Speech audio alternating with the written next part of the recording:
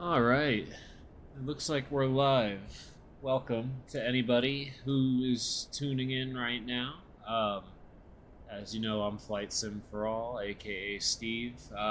This is a little bit of an unprovoked stream today. I'm starting to get in the groove of doing things, and I'd like to stay consistent. Yesterday, I did a Fokker tutorial, kind of last minute and rushed through things. So now with a little bit more time on my hands, I'm gonna move through it slower. We're here in Hawaii, I believe. I'll tell you right now. I'll show you actually. We are here at. I I used the little flight plan generator for, or like a where to fly app for this. Oh, we're at Ellison. Okay, so we're at Ellison Onizuka Kono International Airport is what they call it in this game. I know it as just Ellison International, but they have a lot of the proper names for the airports. Like I've never heard Las Vegas referred to as. No, I'm thinking of the X-Plane 11. They refer to it as something other than McCarran Airport. I could be wrong there. Anyway, this is the FokkerF28 by Just Flight, and let's get it started. And please forgive my nose this evening. Also, I'm hoping. Let's take a look at some stats real quick. I adjusted my stream quality to a larger setting because apparently downscaling to 1080p comes with a performance overhead. So I'm going to have the metrics up in the corner for a little bit. Also, this will probably be the first system I'm going to start the hardware series on for Flight Simulator. We'll go over both 2020 and 2024. I do have a video about RAM timings and all that stuff coming up, and yeah, let's get started. I'm gonna just check the audio quality on the stream real quick by pulling it up on another source, and we should be good to go.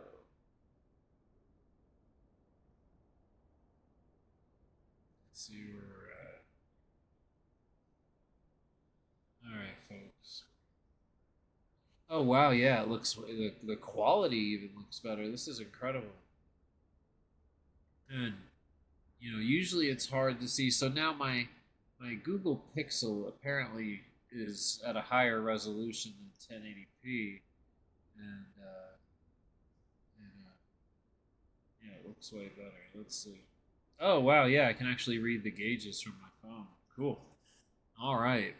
So it looks like we are cooking with Crisco. Let's take a look at frame rate and see. I'm very new to this whole video making and streaming thing, so let's take a look. Yeah, it's 54 FPS on the ground.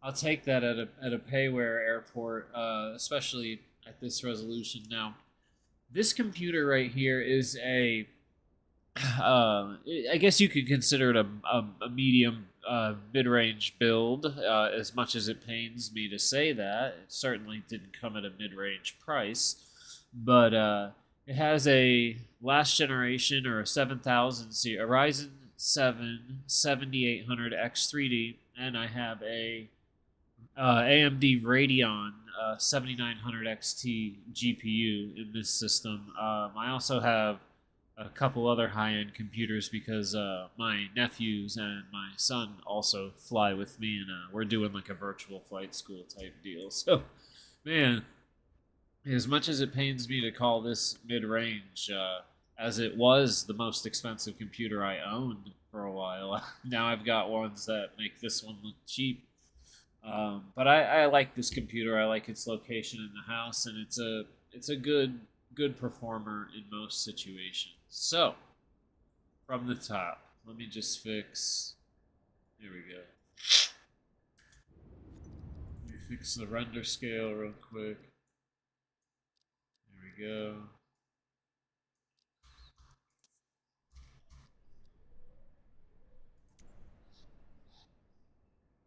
Perfect. All right, so let's do an APU start today. So we're gonna start over here by adding our fuel to the aircraft. I think it holds around 3,500 pounds or 3,800 pounds. Sorry, I'm staying corrected. Um, and yeah, this aircraft doesn't have an incredible range on it. It's around 1,200 miles, I believe. It was a regional jet, and it was a jet, from the very infancy of jets. I think we even have turbo jet engines on here versus what we're used to on Airbus and Boeing. Uh, that we have today. So we'll add our fuel, add our passengers. Where's start boarding? You can change the time too for a GSX type experience. You don't want to do it like that because that's going to take forever. Boarding is complete. All right. So now they're all back there getting hot. Let's go ahead and get our systems started up. So I'll try and keep you through the flow. There's 4 columns on this overhead panel. All your power stuff is going to be along here. This is always going to be your power stuff. Oh wow, frame rate just jumped up 30 FPS. I wonder...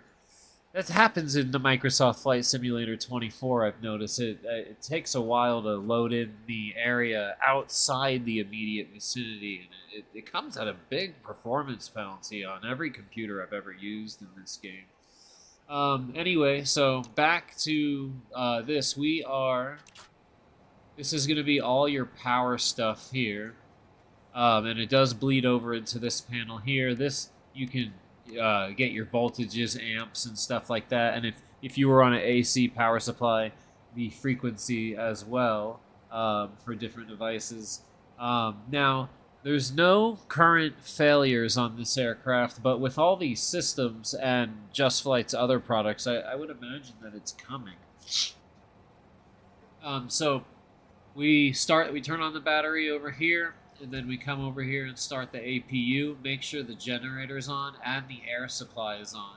And from here, we'll kick on our pack and we'll start cooling everybody down. You can run both of them at the same time if you want off of this. It will slow down your engine starts a little bit at first. It's not by a significant amount, but it is nice that that's modeled. Alright, so we'll do all our lights real quick. Just kind of keep the flow moving.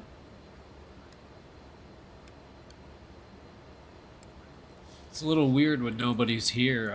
Usually I have a couple people in Discord who will watch. I'm hoping to, make it big on YouTube in the flight simulation community. Anyway, these lights are very important that you turn them on, not only because it's regulation, but the cockpit callouts and the cabin callouts that you'll hear, like cabin crew, please take your seats for landing. You'll hear the 60 knot, 80 knot, go, rotate. All of that is tied to this beacon light being on. And even if this is on and the rest of these are off, it will not work. Now you can turn some of them off, but for some reason you need the beacon and at least one other light on. Maybe that's by design. Anyway, while we're down here, we're going to turn off the gust lock so we can have free and clear controls. I think when you turn this on, it doesn't... Yeah, they don't move. I'm moving my controls. I'll pull all the way back, and then look, when I turn this off, it comes back. Alright. These lights you're mainly going to ignore. They do work. You can turn off the hydraulic systems, and normally when you're on the ramp, you would turn on these electrical pumps here. And you'll see it starts building, not boost, but pressure here. Moving forward from there. That's about it. This aircraft is very rudimentary and very easy to fly. We're going to go ahead and program our FMC for what it's worth, and we'll get going. I'm going to go over the UNS-1 in more detail in its own live stream, but we'll go ahead and shift +9 to get down there. Here we go. So we accept. If there was an issue, it would show up here with the FMS. So we'll start with flight plan, and we'll pull up our handy dandy tablet so we can see where we're at. We're going to be going from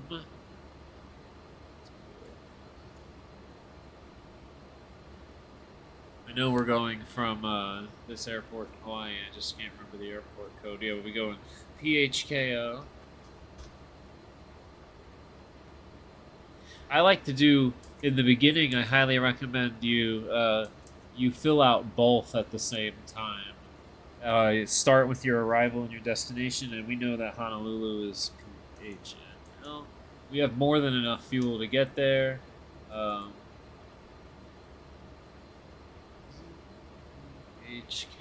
I put it in wrong. PHKO, that's it. I guess you're going to select it. So we'll be taking off from runway 17, and we're going to be heading like a little north west. So we'll see what gives us. Oh, luck of the draw. Now, some of these do not necessarily work in Flight Simulator yet. You'll see you'll select some of them, and the stars, SIDS and stars just don't pop up. So we'll do the Amory 4 at Rowan Transition. So that's where we'll get started.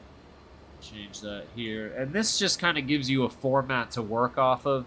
If you're on 2020, you can write this information down or in WordPad or in a notebook, and it'll just help you keep moving, you know.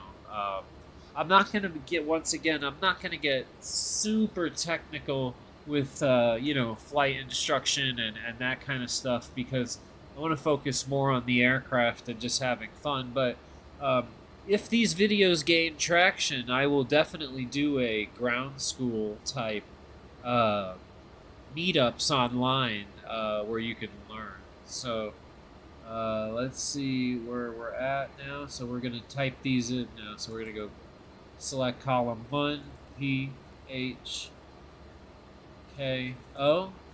enter. See, that's the name of our airport. Verify, accept. And now we're going to put our destination.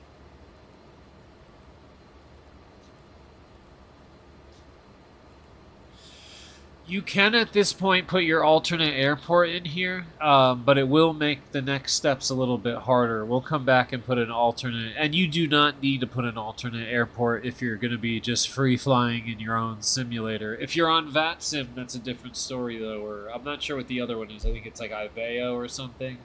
Anyway, this FMS is very easy to use. You don't have to type in anything manually, which is great. We'll come over here, menu, it's on this side, menu, departure, and we are departing from runway 17. So for this column here, you're going to type in 0, 1, and it'll show up in this box like right here. Perfect. And then we hit enter, and then this is our SID, or our standard instrument departure. That's going to be number 1. All right?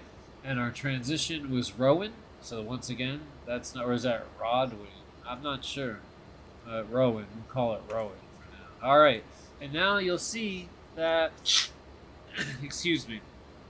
Now you'll see that our departure is here. Our SID is here. So there's the next button. I know we'll still see our destination airports here. On 24, you can use this tool to kind of This I found really helped my son, who's 9 years old, kind of understand how SIDS and stars work because it's visual. Now, you can always do this by right-clicking on an airport in something like Little Nav Map, which I highly recommend.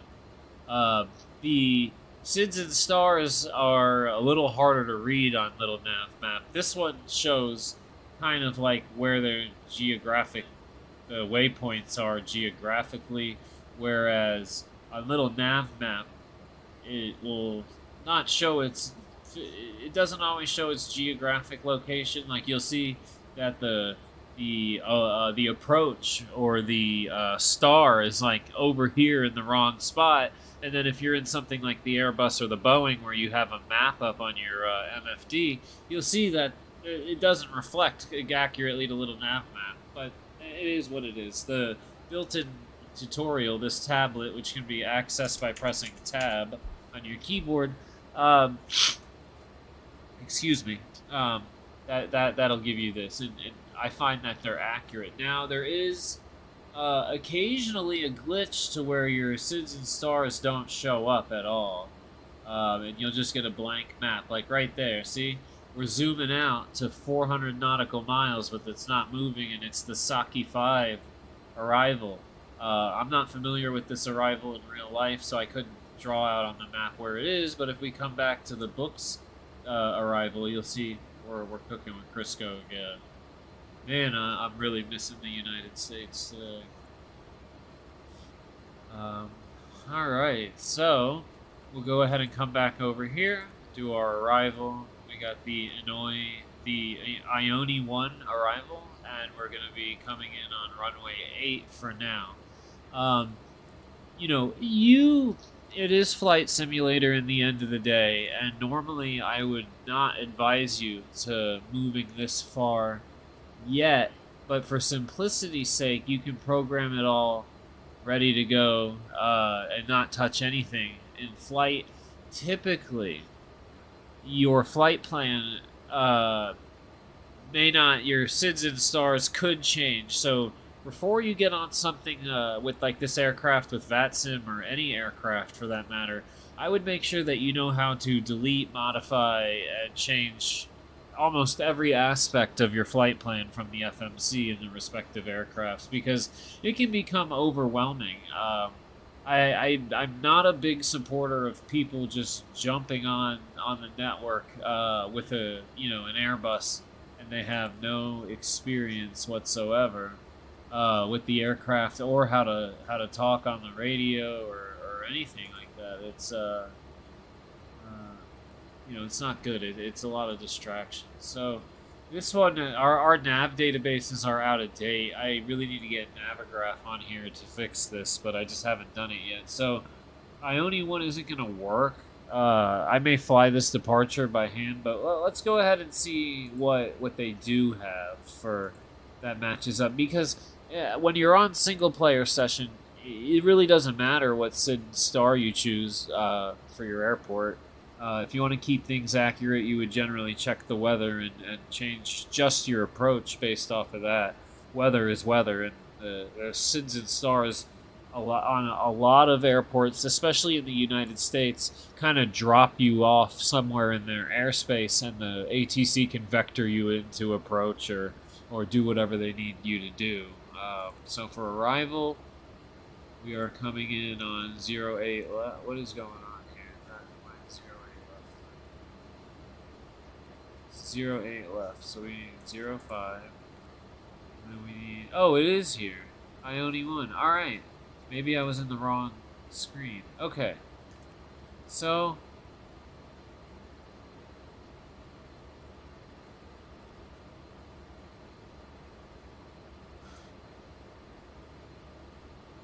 Oh, wow.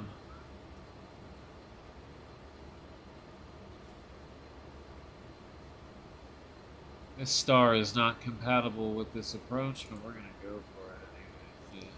Oh wow, that's all the way over here.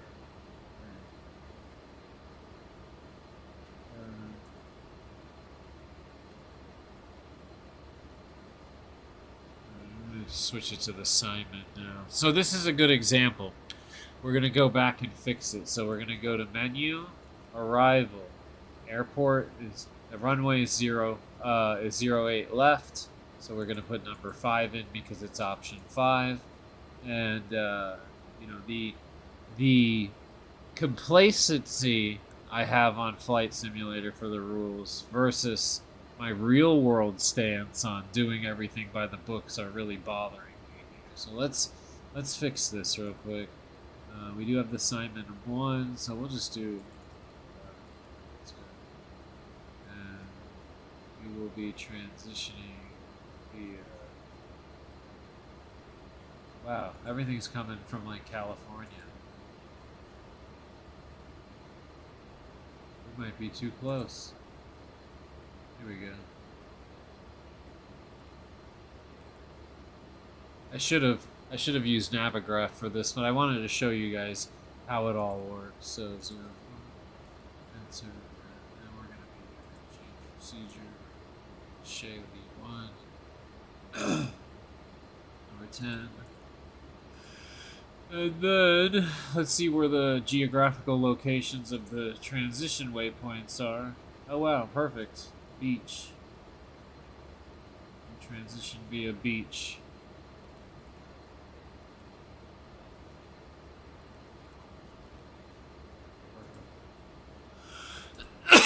Alright, and then I like to go and save my charts, even though sometimes I struggle reading with these particular ones.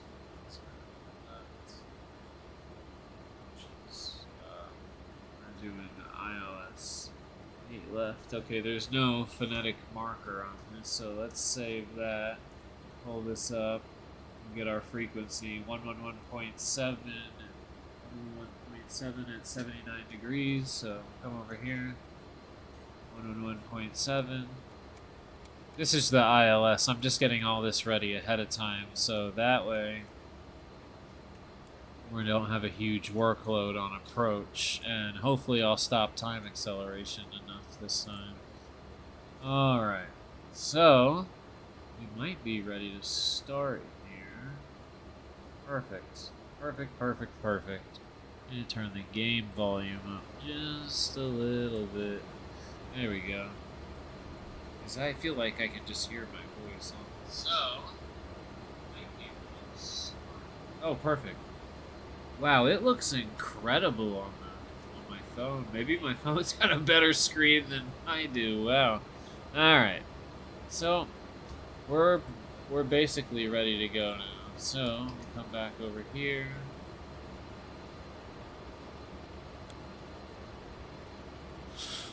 Now you'll see there's an automatic bleed air cutoff on this. I talked to a F28 pilot. Granted, he was about 86 years old, and he told me that the packs were switched off from start. I've researched this independently, and it seems like it really just comes down to SOP, like your SOP for whoever was operating it. Some companies seem to not really have any regulations on it at all. I know during this time that there was the potential to introduce exhaust air into the system, and I think that's even still possible on like the Airbus I fly.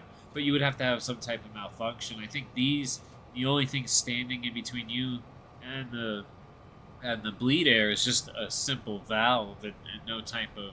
I mean, there's like pack overrun protection and stuff on this aircraft, but I would imagine it's very rudimentary. And now, we'll take the opportunity to turn this off, the electrical pumps right here, blast the ground crew with some weather radar, you know, a little cancer never killed anybody, right? Right? No, that's messed up. I do apologize for that. So, here we go. We are ready to start. Good start on 1, and we'll do good start on 2.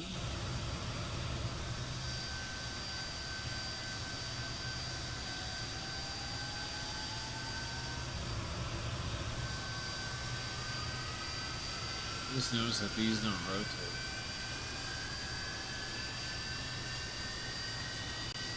Looks like we're at proper N1. So you're always going to start above 18, preferably. It'll stabilize between 20 and 30 sometimes.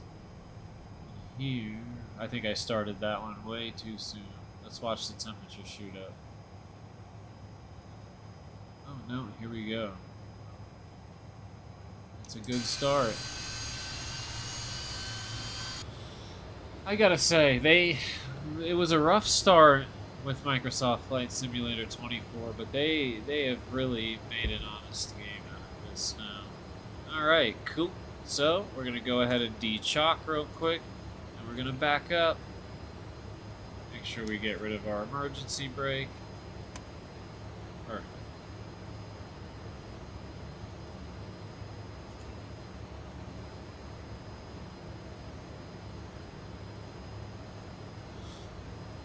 And we gotta turn.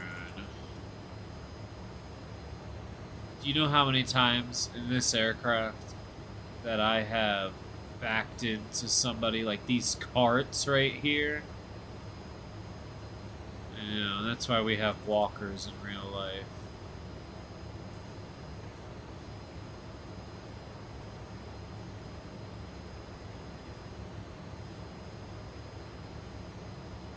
Alright, cool. We're pretty much in the green and ready to go. We have quite a long runway.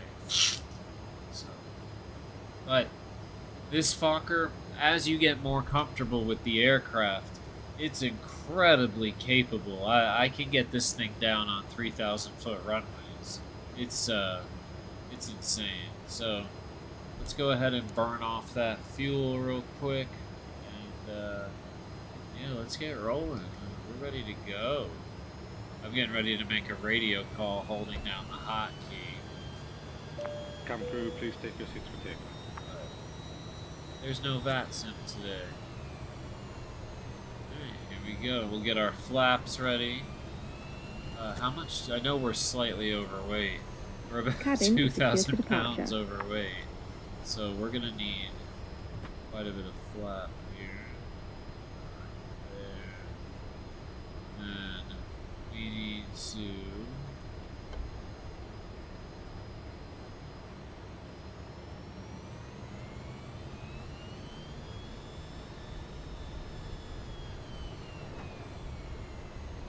like blue. Oh no, I am. I'm making like I'm kind of doing like a redemption tutorial, as this is my second favorite aircraft in the game. This hands down has, you can't hear it with the engines running, but sometimes when you're in the cabin, you can hear this pretty good. Flaps. It's got some of the best sounding flaps ever. I didn't realize on the Phoenix A320 that they fixed the what's it called? The PTU sound. Yeah. Oops, I hit the microphone. I'm sorry if anybody's watching this with a subwoofer.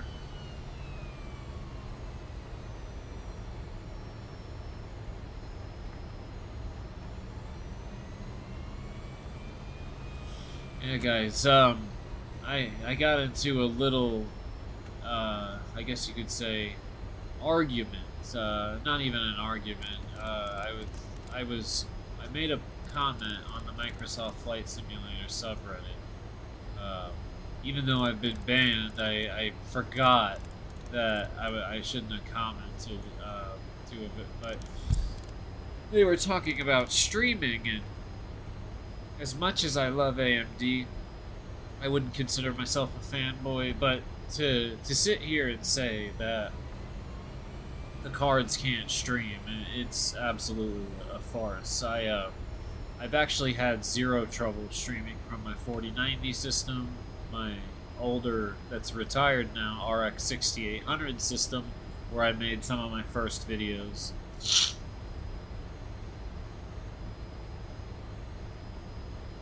Here we go. Let's get our speed bug set. There's a little helpful chart down here in the corner that if you want, you can use these to set your speed bugs, and then you'll see where this yellow bug is. There's a slow fast indicator, and it just allows you to keep your eyes on one spot, especially if you're doing like an instrument approach, which is super fun in this aircraft. IFR stuff is so much fun because you're moving faster than a GA plane, but slow enough to where the plane, even if it gets a little bit ahead of you, in terms of like what you think it's doing, I don't know how to explain that concept, but in the real world aviation, there's a concept of the plane getting ahead of you, and you always want to be a few minutes ahead of the plane, and that's a gross oversimplification of it, but what that means is, the airplane's gonna airplane no matter what. You want to make sure that all your moves and stuff are kind of planted 2 steps, 10 steps in advance as possible. You want to remain at least 2 steps ahead of the plane at all times. So we're ready to go, and the sounds on this aircraft are incredible. No auto brake, no anything, none of that nonsense. We're just flying right now.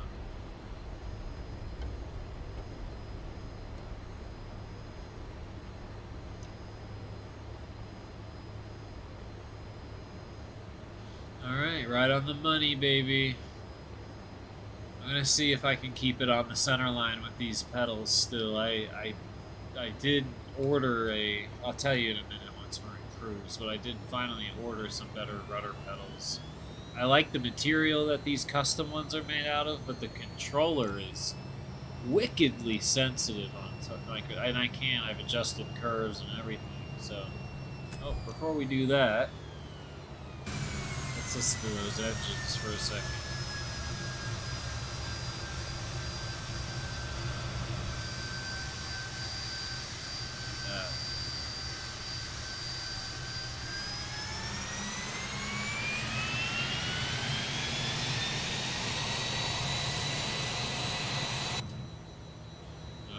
Let's get our lift dumpers going in case we abort this takeoff. We're actually pointed away a little bit, but let us go. Power set.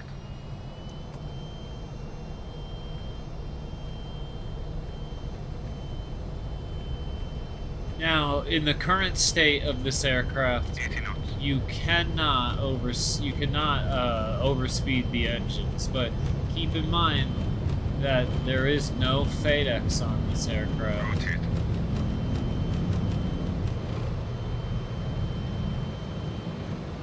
There we go. We are off the ground, maybe. Positive climb. Gear up. And those callouts that you're hearing, that comes with the plane. Wow, the ground looks like crap here.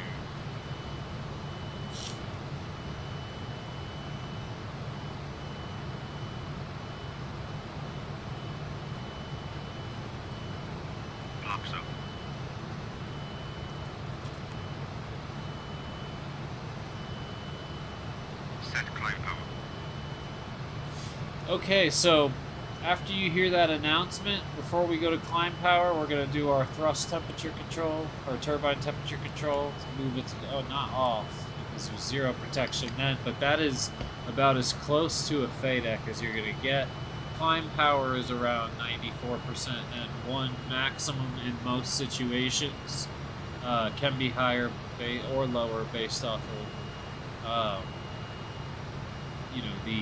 the temperature and elevation, but we're not going to concern ourselves with any of that. We just turned the yaw damper on. I can feel one thing I can really appreciate about just flight aircraft is when there's a stability system that is not turned on, in this case the yaw damper. I felt like I was using way too much rudder than I would normally do. I guess that's how the plane would be with no yaw damper, but you can feel the difference. And honestly, the yaw damper goes very neglected by Microsoft and a lot of developers as a whole. And it's such a quintessential part of flying airliners. It makes everything easy.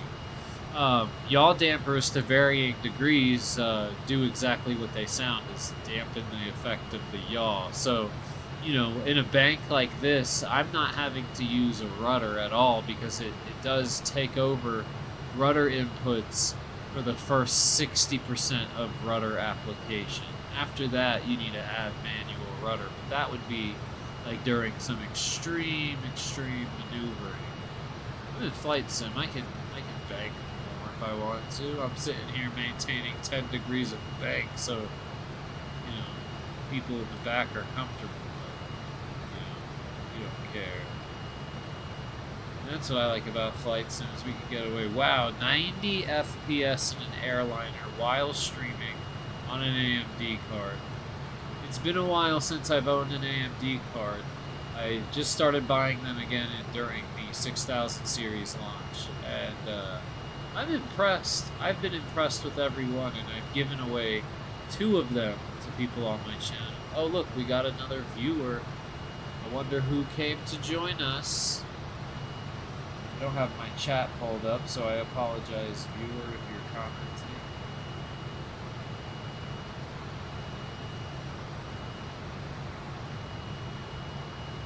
We got 2 people watching. Welcome. To whoever you 2 are out there in the audience, I welcome you to the Flight Sim for All channel. You guys are some of my first viewers on the channel. Everybody calls me Steve. This started as I would live stream to some people I met on Reddit and one person I know in real life. Here I am talking, looking at the chat to see if anybody's saying anything, and we have to turn back and get back on course. This is the FokkerF28 for anybody out there that's curious, and I do the live stream format just because it's a little faster to crank out material, and I really want to focus on the information. I know it's kind of a saturated market for flight simmers, and there's also quite a few really good pilots out there too. And I'm a real pilot in the real world. I fly an A320. But you know, we come here to escape all that and fly aircraft that aren't made anymore. I believe the only FokkerF28 in service is with the Argentine Air Force. All right, so let's go ahead and DTO.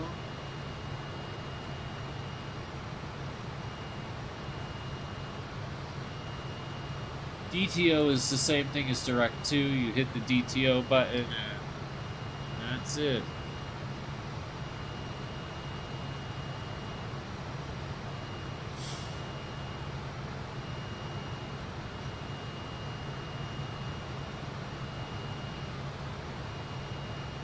Hello, new Twitch viewers. How are you?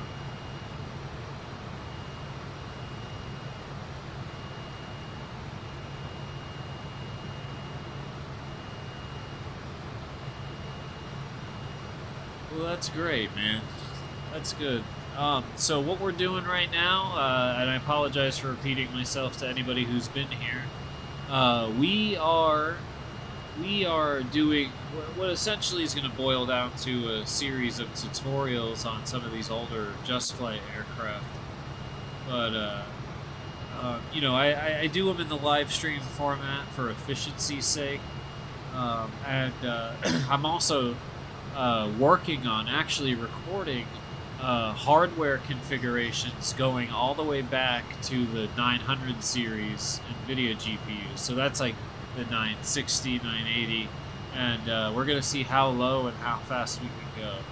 This computer is a 7800X3D and 7900XC video card, 64 gigs of memory. That's overclocked to hell, and I got two 2-terabyte drives and two 4-terabyte drives, as this computer also serves as a like a Plex server, and I've got years worth of DVD rips and all sorts of stuff out here. If I could stay on course instead of reading the chat, that would be great. Oh yeah, it's great. It's a great aircraft. I think the price is, yeah, you know what?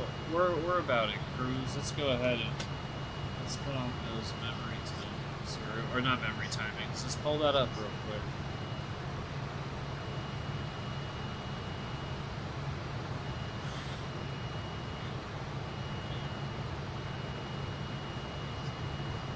Oh, so the Fokker is on sale right now from Just Flight, and I would imagine it's also on sale in the store. But this is it right here. I bought it from them directly. I did get a free aircraft from them, the BAE 146, which became my favorite plane in the entire sim. But this is it here. It's a great aircraft. It's literally everything works. Everything works.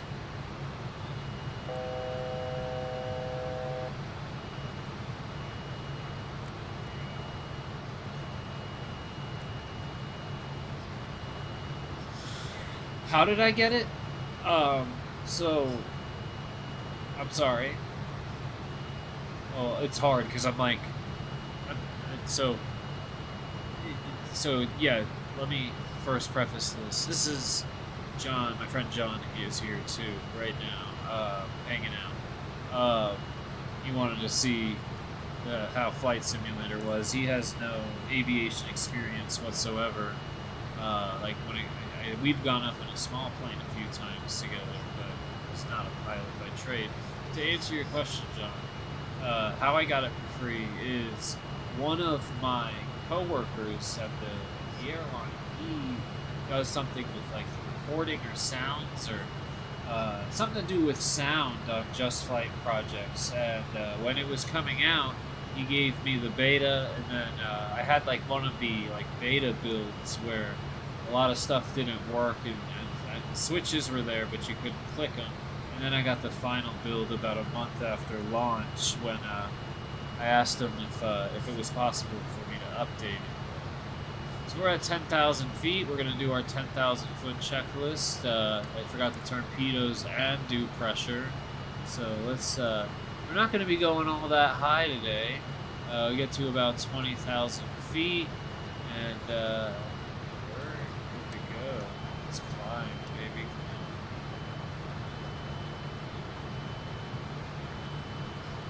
It's a real dog right now, you know that?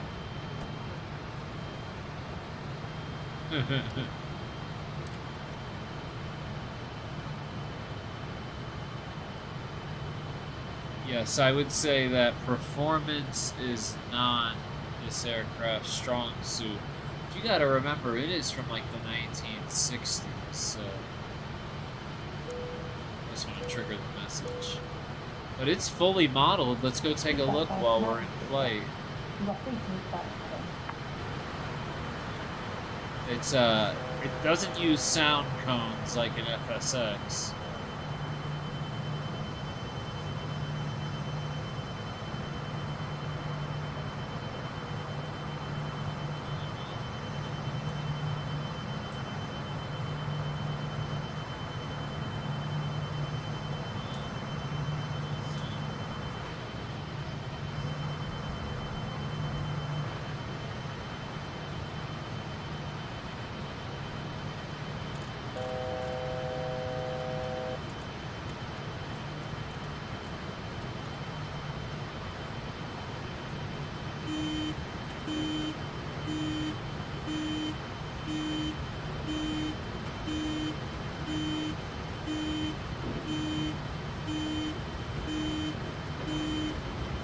We got the overspeed alarm right now.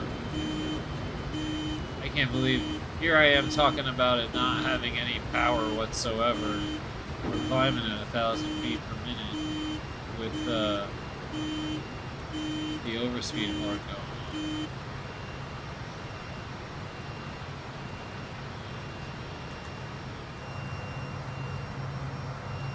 I forget how to save custom views in this.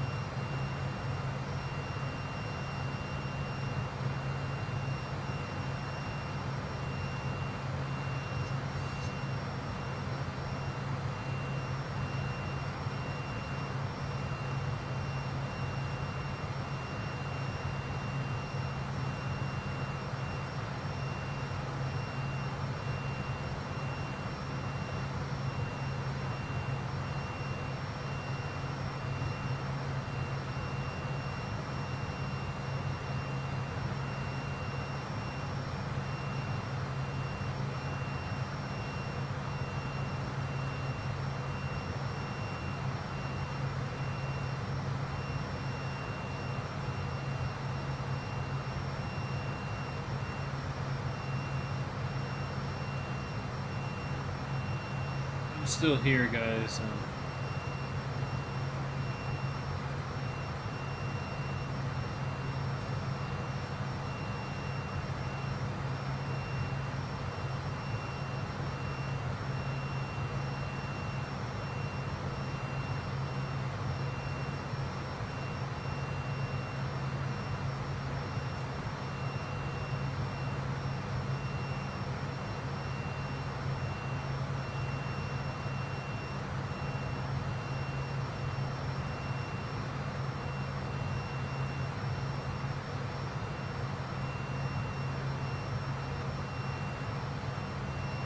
I like how whenever you research a problem or a solution for Flight Simulator, it's always just people arguing. It's never helpful.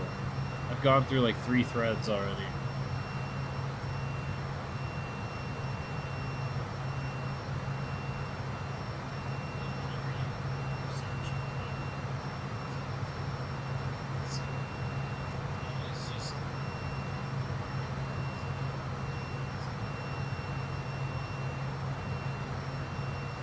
What is it? Control what?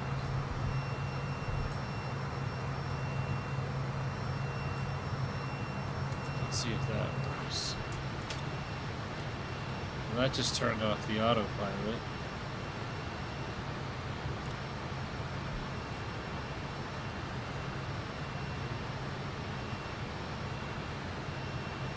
I might have to do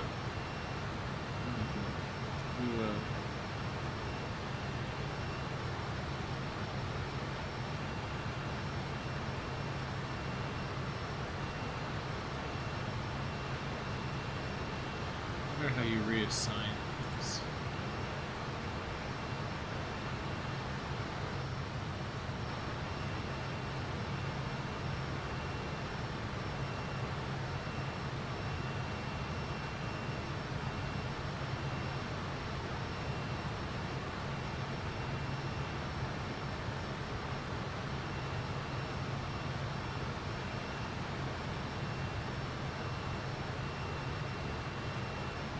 Yeah.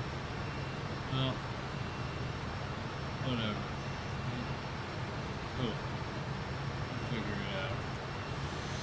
Yeah, that's what I've always found funny about Microsoft Flight Simulator is that the discussions around it often just boil down to like people throwing feces at each other.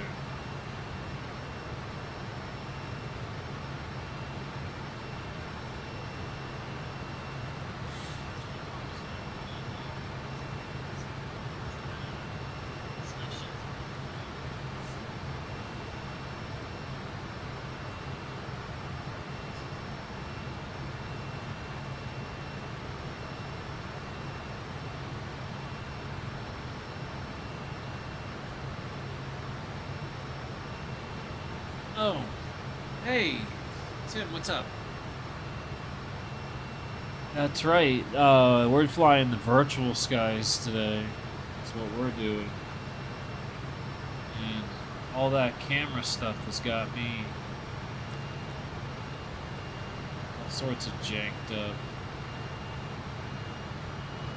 Yeah, so, no, I'm off until, actually, I'll tell you right now. Let me pull up the app and I'll tell you when I'm going next.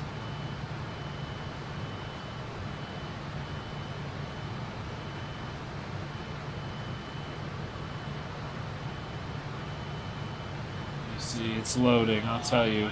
I still have a few days.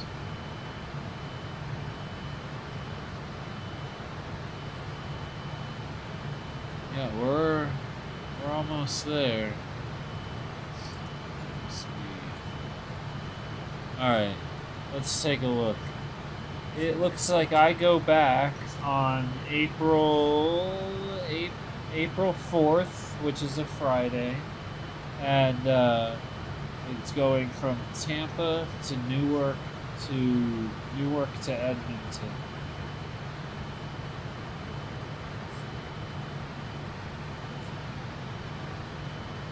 That's right.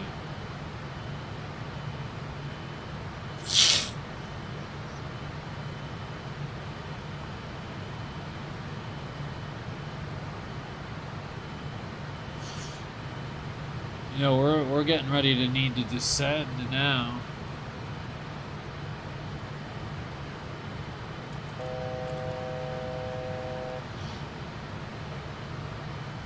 Yeah, so Tim, I took off work because my primary care doctor told me I had a sinus infection that's probably been going on for the better part of a year, and I was telling everybody I was just allergic to the Airbus, and actually, it's a great aircraft. I'm thoroughly impressed with its real life capabilities. You get spoiled flying one though, because we went up about 3 days ago in Davies Piper Cherokee, and I'm like. He hands me the controls, and I'm like pulling back, and he's like, "What? You don't know how to trim out the aircraft?" And I'm like holding altitude with whatever trim was dialed in, because right right as soon as we were off the departure leg and he turned out of the pattern, he's like, why don't you do it, you know, Mr. Hotshot? And it blows my mind that that man has 8,000, or I'm sorry, he has 8,000 hours in just that aircraft alone, but he has like 14,000 total flight hours and has never touched an airliner once. And he hasn't flown in the capacity of like a pilot earning money for a company for a long time. Yeah. That's the guy. I don't know if you remember a while ago in the Discord group, they went to, I want to say, it wasn't John Travolta's old house. It was, I'll tell you right now.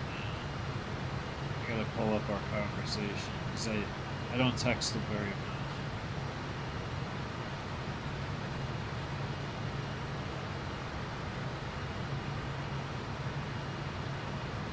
Oh no, I deleted his conversation. So, actor with private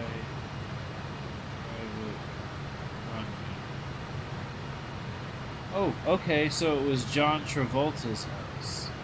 Okay, yeah, so he is the one that got me the pictures from John Travolta's house. I wasn't there for that, but his son is a like an electrician in that part of Florida, and yeah, he was working on his house and he got the pictures.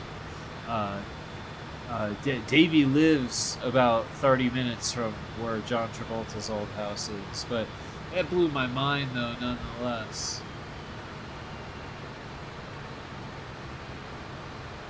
Wonder why it won't. What am I missing here?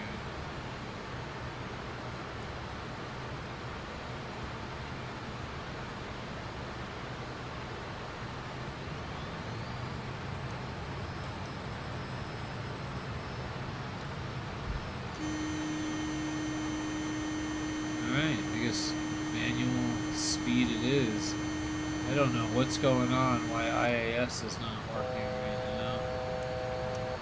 now. Alright, so we're going to do a much better departure than last time.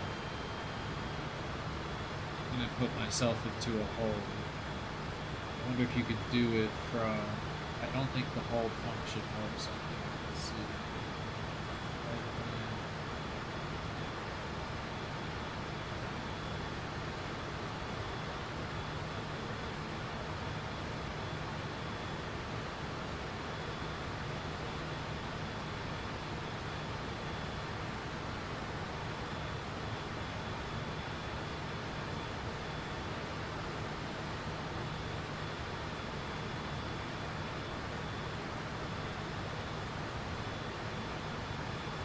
Okay, I guess not. Here I am yapping again.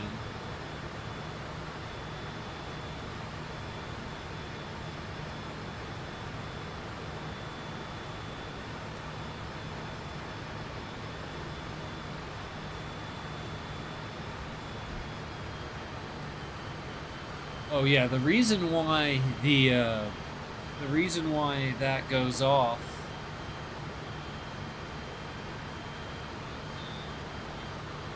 Yeah, so the reason why the engine warning horn goes off in this aircraft at below 50% throttle is the engines at above a certain altitude. I think it's like 13 or 12 or 13,000 feet. Below 50% don't produce enough bleed air for the pressurization system. And when there's extreme icing conditions, you could run out of bleed air or sufficiently hot bleed air for the wings. And that's not the case for the anti-engine system, because like when you turn if I remember correctly from the book or the manual for this aircraft, is when you're when you turn on the engine or any wing anti-ice, engine anti-ice, or whatever, that the bleed air has to travel through the engine, around the engine cowl, then into the bleed system anyway. And you'll also notice too that there is an automatic mode. So if we turn on the engine anti-ice and this anti-ice, or I'm sorry, if we turn this off, oh, maybe I'm wrong. Oh yeah, that's what happens. It freaks out. Look at that. See the anti-ice freaking out?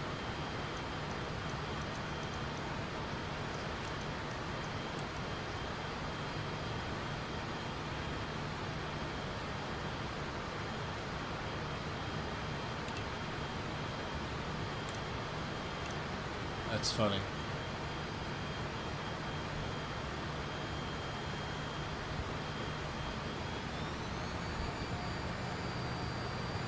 So for some reason, the autopilot's not working. Let's turn it off for a second. 25. Oh, I wonder if we fail, if we have like an autopilot failure or something. We might need to bring this baby in by hand.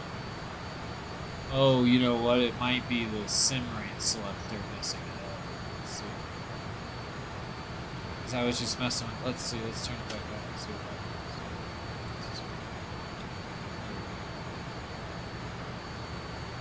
Well, now it's entered a climb.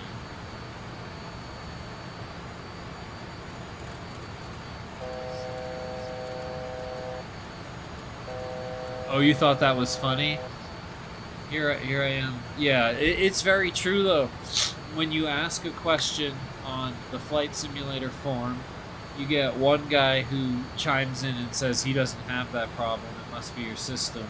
And then you get another guy who chimes in and says that the game is an unoptimized garbage. And then you have another guy that comes in and says that 2020 is better, that you should go back to 2020. And yeah, it just... It's hard to get help, man. That's kind of what motivated me to do this upcoming hardware series, where I'm really going to practice editing videos and, you know, getting it done right. You know, not just some Microsoft Clipchamp or Windows Movie Maker nonsense, you know? So let's see, where do we need to go now? ETO.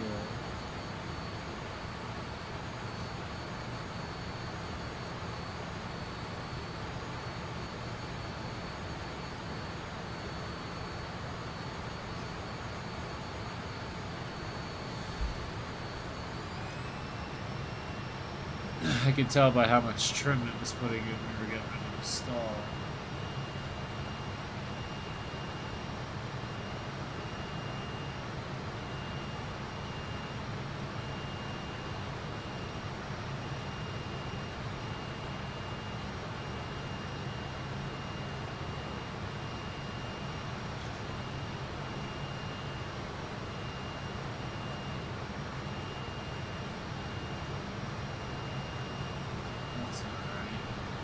Let's just see where the hell I am.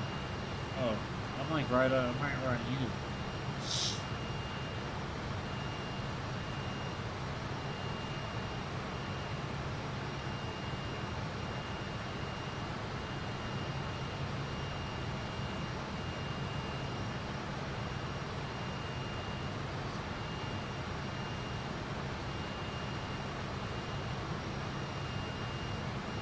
There we go.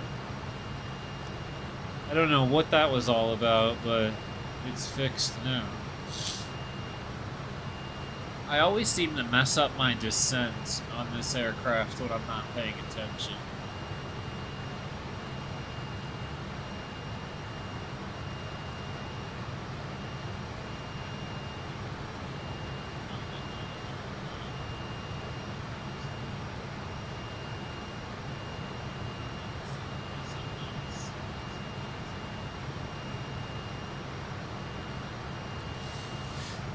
You know what's funny is when the quality jumps up on my phone, I get a low bitrate warning on OBS Studio.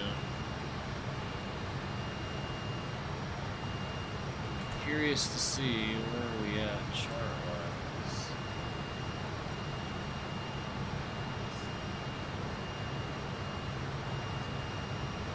still. Let's go ahead and tune that VOR.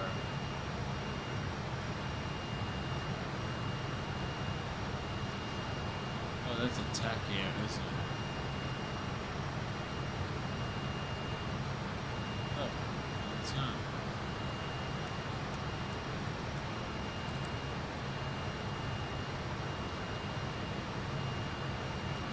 $18 miles away.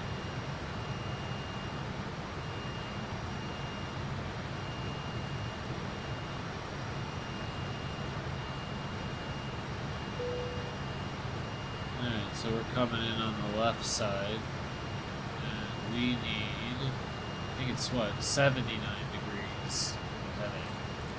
I'm so glad that this is a two-step click, because I accidentally clicked the APU fire all the time.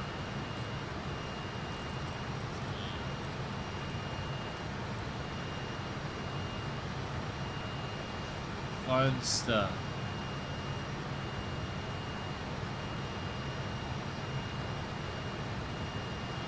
Let's turn.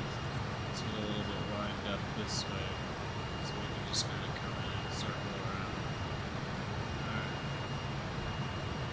So we need to slow way down.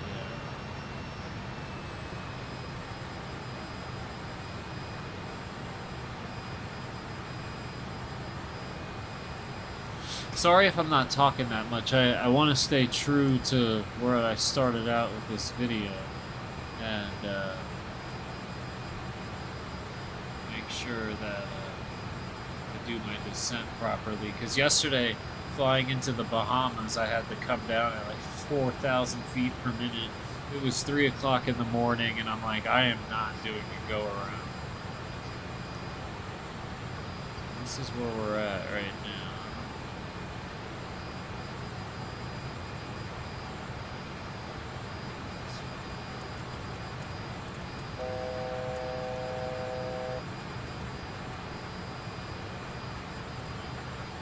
How high do we need to be?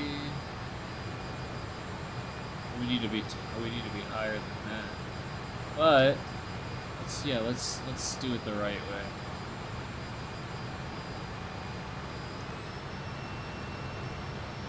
There's our destination airport. I'm sorry, I can't say your username, but I'm gonna say I see that's Ichi Curry, Ichi, Mr. or Mrs. Ichi. To answer your question, 7800X3D and 7900XT, and then I do have another computer that's a 9950X3D and a 4090. I do use that one sometimes too, but I have all my good stuff here, like all my force feedback yoke and everything, my 3 monitors, all of that. The other computer has 2 displays too, but just a joystick. Oh no, no reason in particular. I just had this one first and have refused to move anything around since then. Alright, cool. So we are officially passing Honolulu. Let's switch over to that. We gotta be at 79 degrees.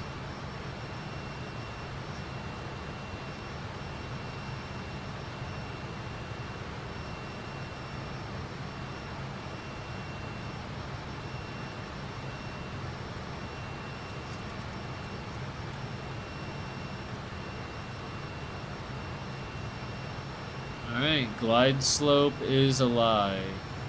So, do you guys want me to bring it on in, or you want me to demonstrate the ILS system? Oh, we could do both too. We could do a little bit both. So, we're kind of freestyling our approach right now. We are right next to Honolulu. Nice jump scare. So we're going to be coming in right about there. Follow that blue thing. I cannot turn these off. I've tried. And they're like stuck in the ground. I don't know how to fix it. And it'll be there for whatever the game thinks the flight path should be.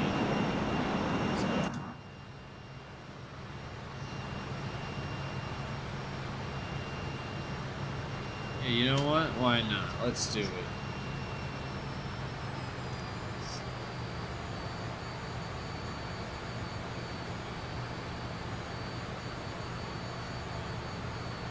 You gotta get ready for that stall horn, or for that low engine pressure warning. There we go. Now we can start sinking a little bit. Come on, you can get down. I will say that for an old aircraft, not that I have a ton of experience with older aircraft, maybe I have a ton of experience with second class recreations of older aircraft, but this feels incredibly planted. I just don't know how to describe it. It feels incredibly like composed.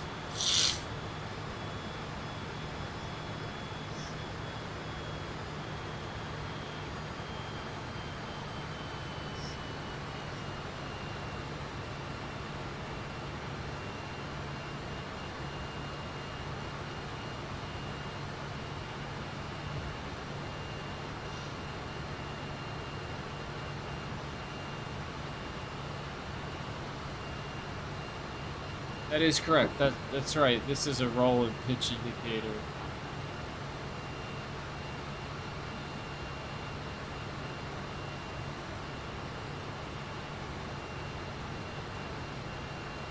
So these right here in the real aircraft would be linked to servos, and those servos, it just tells you what the servos are thinking.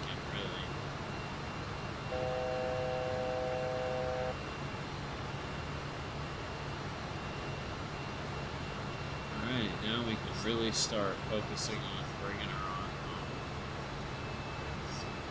home. Until you get more familiar with how this handles and how it performs, and I would advise that you deploy your landing gear around 10 miles out, because you'll see. Actually, when we get to 10 miles, I'll show you how far away. How hard it actually... Not hard, it's not hard to put the landing gear in. It takes forever. 2,500. Alright, 2,500, and we're below the glide slope. Here we go.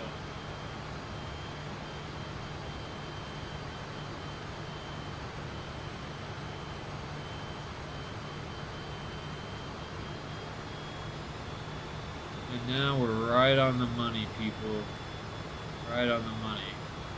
And that's another thing I really enjoy about this is it's so composed and it's so just, I don't know how to explain it. It's remarkable, really. It feels very good in the hands. And with a good, now I have the force feedback yoke right now. And it does do a little bit of weird stuff with the force feedback yoke, but for the most part it's okay. Sorry, I'm locked in right now. Alright, we have 10 miles. Look, landing gear down. Now, these indicators right here are gonna, when they're all green, that's when it's down.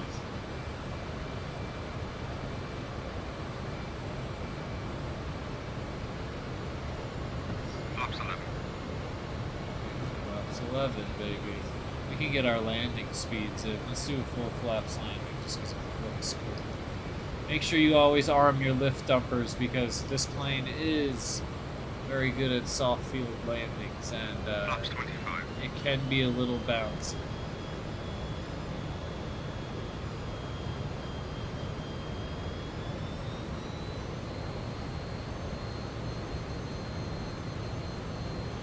One thing I always imagine is it must sound incredible if you're like in the cabin with no FADEX and pilots are like manually adjusting. It must be such an incredible sensation. We gotta get on the glide slope, keep descending.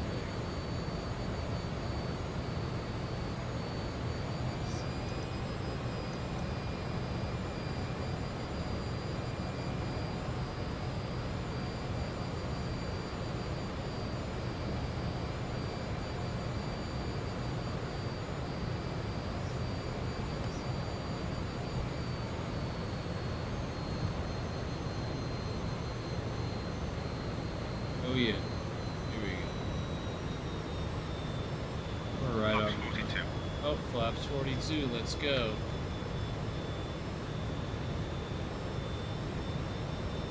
Hey, it's set, so apparently it is like a 8-knot crosswind, but it does not feel like it. Usually this plane is kind of sensitive to crosswinds. Cabin crew, please take your seats for land.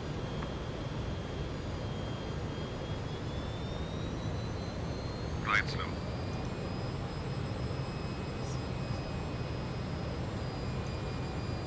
Cabin is secured for arrival.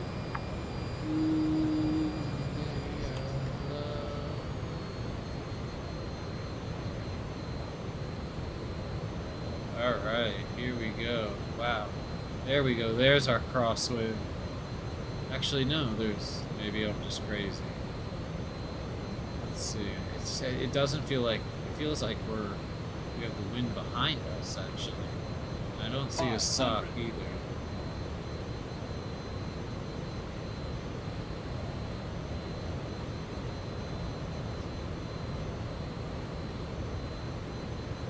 Oh yeah, there we go.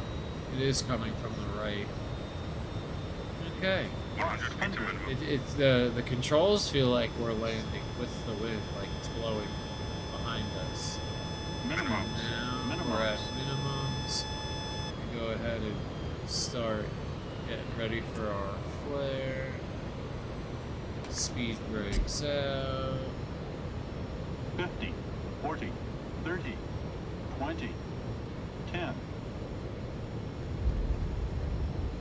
Put it down nice and slow.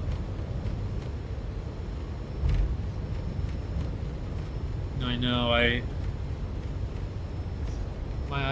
yeah, that was just a bad one, but hey, we're doing our walk away now, right? I love the way this looks with full flaps. Wow, I never thought I'd see the day where we're getting over 40 FPS in flights.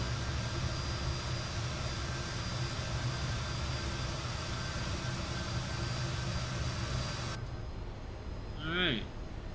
Well, guys, that was our little regional flight in Hawaii. I know you guys could have picked many virtual flights to Honolulu this evening, but we appreciate you keeping your business with Flight Sim for all. We pull up to the gate. Please remember to check the overhead bins and grab all your belongings, as we are turning around and leaving pretty quickly. And once again, thank you for choosing Flight Sim for all for your Flight Sim entertainment this evening. And of course, all our flights are smoking flights. If you got them, burn them. Alright, y'all. So that's pretty much the Fokker F28 in a nutshell. My second favorite aircraft in the game. First one being the BAE 146. We may actually switch over to 2020 for the next video. I'm going to try and do 2 every time I do get an opportunity to do it. I think I'm going to steal this parking spot with the green generator truck right here. Oh, it's bringing me right next to it. I'm going to take this though, because I'm lazy.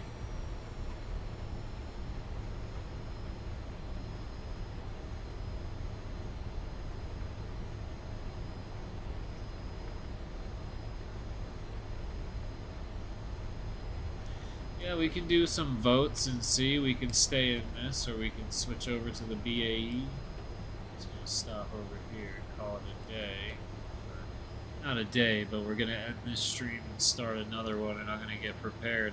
Guys, I know that the YouTube audience was not that big this evening. It looks like we peaked at a total of 5 people, which I appreciate all 5 of you. On YouTube specifically, as I probably won't do Twitch for much longer because I prefer using AV1. There was no drop in performance whatsoever on AV1 versus H.264.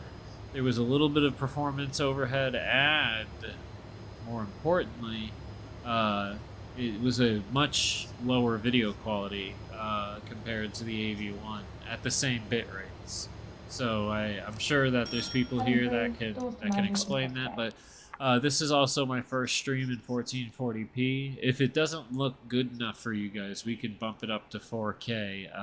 Leave comments below if you have any questions, comments, concerns, or requests. Feel free to reach out. All right, everybody. I'll be back in about 20 minutes, but you guys have a wonderful evening. And for those of you sticking around, it should be back. It should be back by 11:10 Eastern time. I think that's called Eastern time in the United States. I'm in the Cayman Islands. Anyway, you guys have a wonderful evening.